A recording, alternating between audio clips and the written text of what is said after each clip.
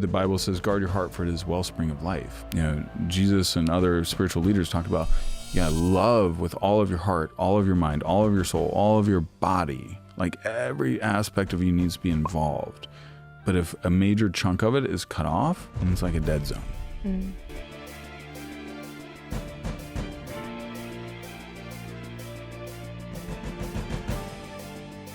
One of the things I wanted to circle back with, so with men specifically and doing MDMA therapy, do you find a pattern or like a common thread when it comes to like a resistance to expressing vulnerability to the feminine? 100%. Yeah. And I'm glad you brought that up. So my wife and like a lot of wives complained that I was not emotionally available and connected. I'm like, what the hell? I don't know how to do that. I had no wiring for that. I couldn't get there. And she was like a walking heart and I was like a walking mind. So you can imagine there's a little disconnect. And I was kind, I was loving, but I just did not even know, and I physiologically did not understand how to connect with her emotionally the way she wanted. But MDMA, because it's an empathogen, it floods you with a sense of empathy. It's literally like it creates this new neural pathway of empathy that I never had before. And I can remember after the first time I did it, I was rocking my daughter to sleep. I usually rock, and she was about 18 months old at the time. And I was rocking her and I just started tearing up. I just felt so emotionally connected and so loving to her. And it was like 3 days after the session. And I was like, wow, okay. And then my wife and I could connect, at least for, now eventually my afterglow kind of wore off. Mm-hmm. But now I've done it enough that that pathway is there without the medicine. Mm-hmm. Like I was tearing up with you guys as you were tearing up last night, and I can get there. And I'll rock my daughter to sleep, probably once a week where I just tear up. I just feel so much love. And my daughter now runs to me in a way she never ran to me when I would come home or whatever, because she feels emotionally safe and connected to me. And I'm empathetic. But for men that struggle with getting that emotional connection, and it's harder for us as men. We're not wired that way as deeply. Like one research study found that the average 7-year-old daughter has a more emotionally rich vocabulary than her dad. 7-year-old. And so I got like 4 years if I'm average. I'm above average, but because my 3-year-old is, she's full of expression. But if I want to be emotionally connected, my wife wanted it to, our marriage was on the rocks many different times because of that. That was one of the factors. And now, like, we're better than ever. She feels more love and more heart connection, and I'm able to empathize, and I have that pathway. And I would say before it was a gravel road from my heart to my head, now it's like a 4-lane highway. And I couldn't have got there without the medicine.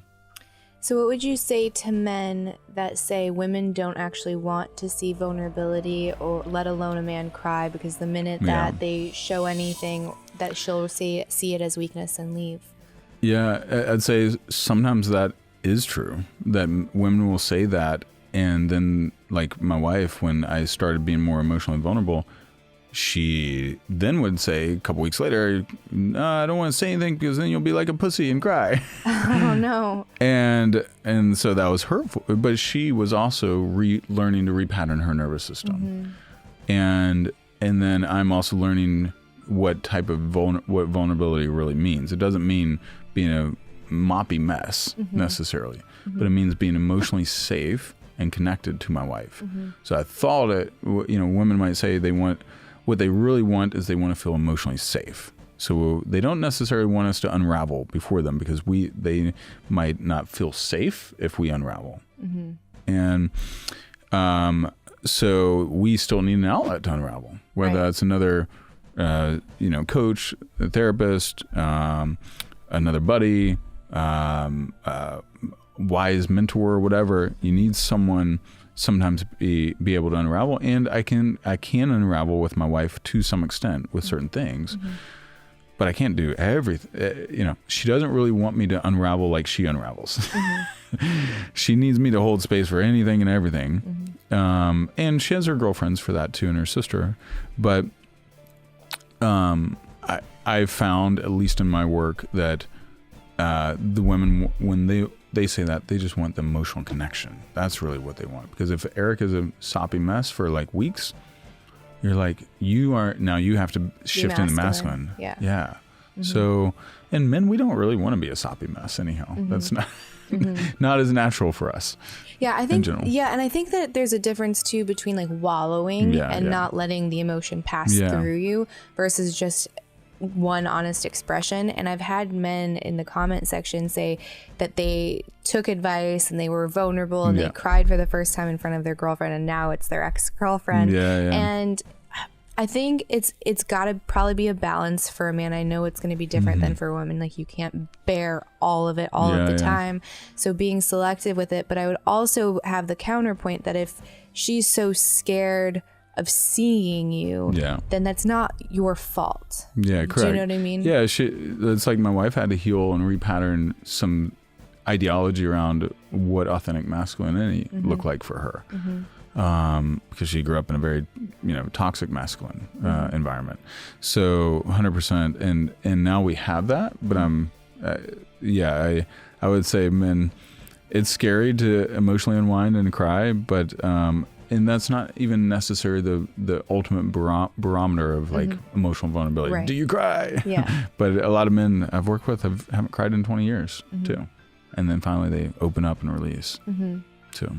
Yeah. Yeah. So I think too, like being intentional with your partner and sometimes realizing it's not the partner for you, or working together to where you're both operating at a higher level, so neither of you are scared. Yeah. And ultimately too, I see a lot of men where we need to be able to learn how to process our emotion instead of burying it and suppressing it. And when we bury it and suppress it, then it often comes back out as anger. And that also doesn't make you feel safe. And like one of my clients right now, he's controlling his anger, but I'm actually trying to get him to unlock it.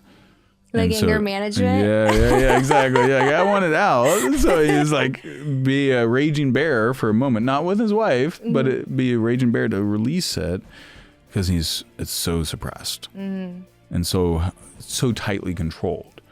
And that's making his power, that's robbing him of his power. When you're your emotion, the Bible says, guard your heart, for it is wellspring of life. Jesus and other spiritual leaders talked about, you gotta love with all of your heart, all of your mind, all of your soul, all of your body. Like, every aspect of you needs to be involved.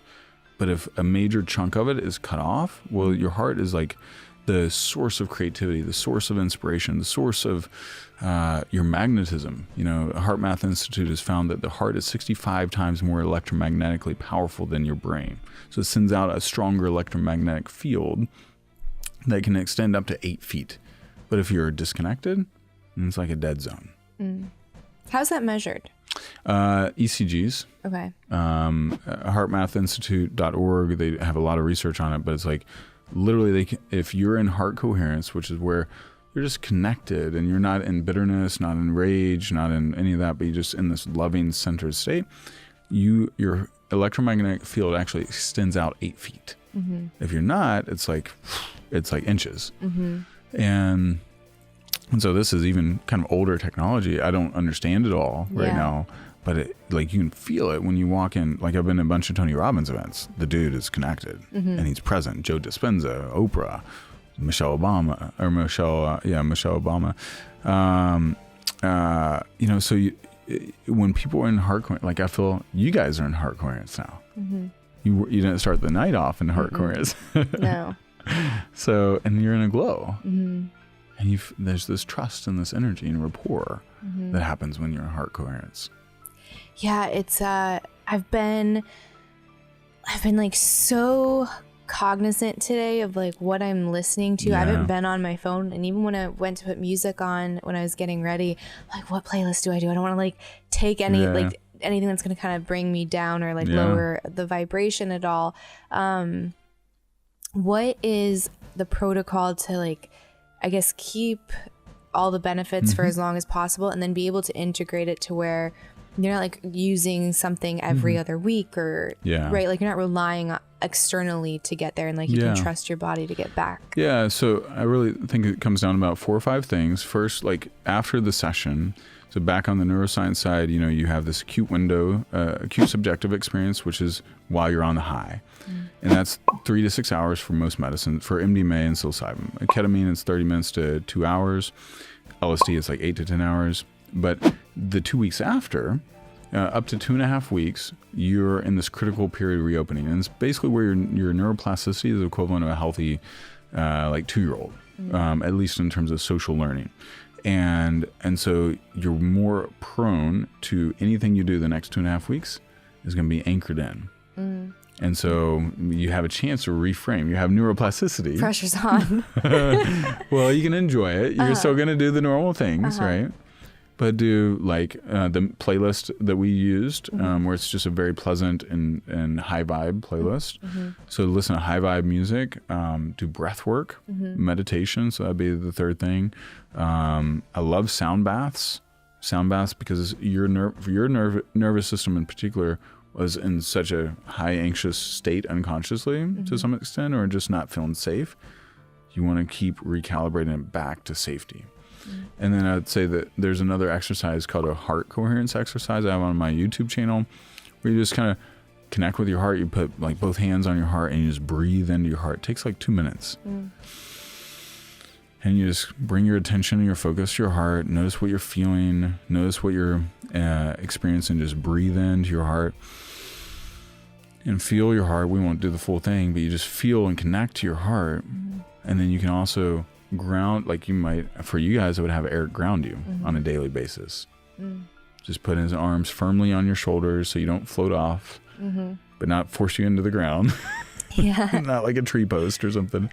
But hold you, connect from the heart, and notice what you're feeling. And then also minimizing the toxicity, minimizing like exposure to difficult, high stress people or situations for a couple weeks. And does that go the same with books and podcasts and movies? All of that. Exactly. Yeah, like don't go watch, Game of Thrones or whatever, Black Hawk Down or something, violent movie that would trigger your nervous system. And it can also mean minimizing, like for my wife after a session, because she's a highly sensitive person and she's also on the scale of autism a little bit. So being around my daughter too much triggers her. She loves my daughter. She's a great mom, but it literally activates her childhood trauma still. Like we've got two pieces of her complex PTSD, which is very hard to cure. We've basically got 90% of her PTSD out of her system, but two major triggers are like significant exposure to my daughter can sometimes, if my daughter is difficult, will trigger her childhood trauma of screaming, overwhelming children. So we got to work on that. And then being late for some reason. Being late was a big deal for her as a kid, and she was spanked really bad. I don't know. Oh, yeah, I get that.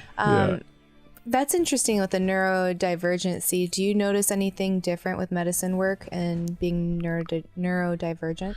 Yeah, sometimes, not every medicine is safe for everybody. Right. And so I got to understand their psychological makeup, their history, their mental health history. Also, if they're on any medications, we want to go through all that, like I asked you guys.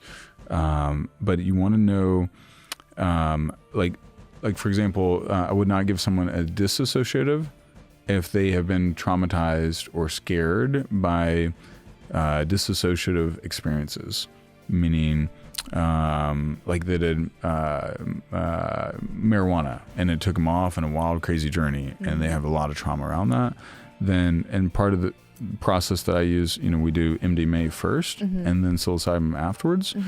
Because MDMA already floods your body with a sense of safety, and then it makes a dissociative really powerful. And like even for you with some of the trauma that you've been through, we needed to first get you associated, and then I want to heal, release the emotion, unfreeze it, move it out of your nervous system, and then allow your nervous system to recalibrate, and then bring in a little bit of a cognitive dissociative that also helps you tap into spiritual connection, which you guys had last night, right? Yeah, so that was only my second time doing like a bigger dose of psilocybin, and I was definitely nervous because we did, that was so cool, the body testing. Yeah. I couldn't believe it. So you would ask me a question, and there was something that I would be convinced, like, I know the answer. The answer is, I don't want this, or I don't want more of this. I don't want to do that. I'm fine with this.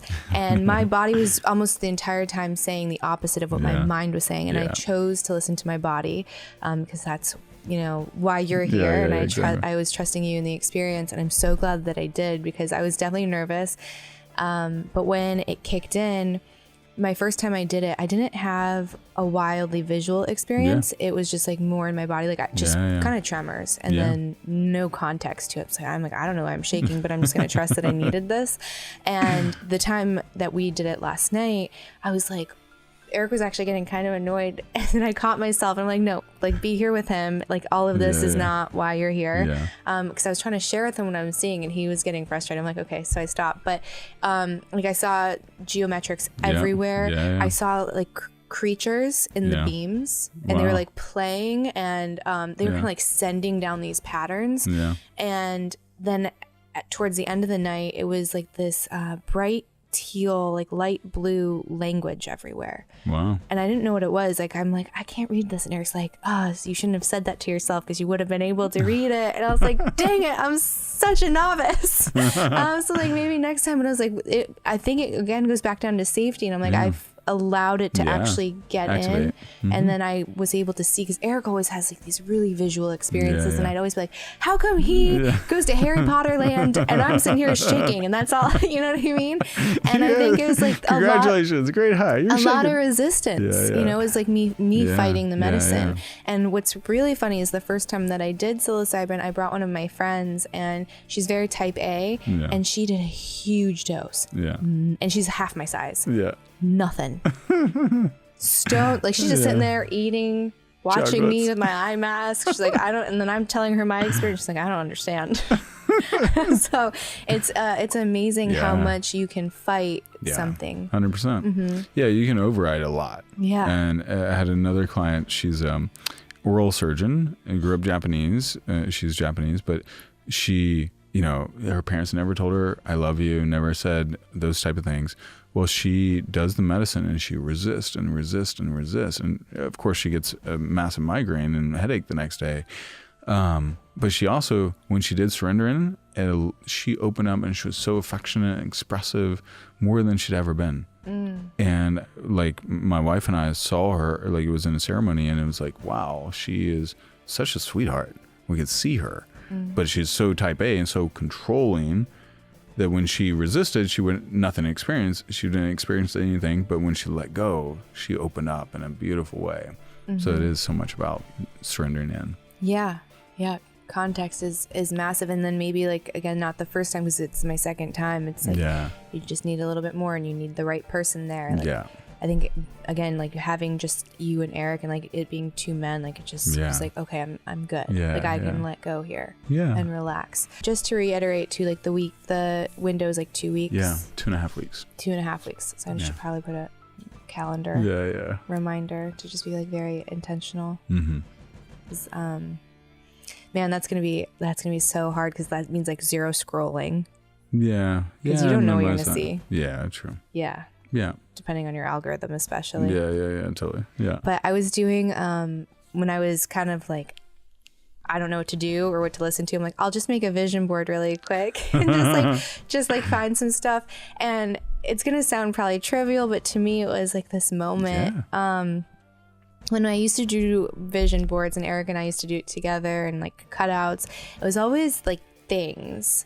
So I'd have, and they usually work, which is the scary part, but it was always things. It was like big house, fast car, big bag of money, jet, like all these things. And I think that's probably the average. And then I start doing my vision board, and I'm like, what do I want to put on this? And I found myself like putting, oh my gosh, it's so good. Like emotions, like like moments, like if you were to like capture moments of someone's life, I'm getting emotional again. Like kids, it's okay. Kids surrender into it. Kids tumbling in the grass, and like an old couple walking down the street, and I'm like, that's what I want. Yeah, 100%. Like I have everything else, you know what I mean? Like I have it's a different version. I have a car. Like what, you want a nicer car? I have a great house. Like you want a bigger house? Like what is that gonna do? And when I was looking at this stuff, I'm like, that's not, I just knew like that's not what I want. And then when I listened, it's like all of these, you know, everyday moments, like cooking when kids are throwing dough in the air, like that kind of stuff.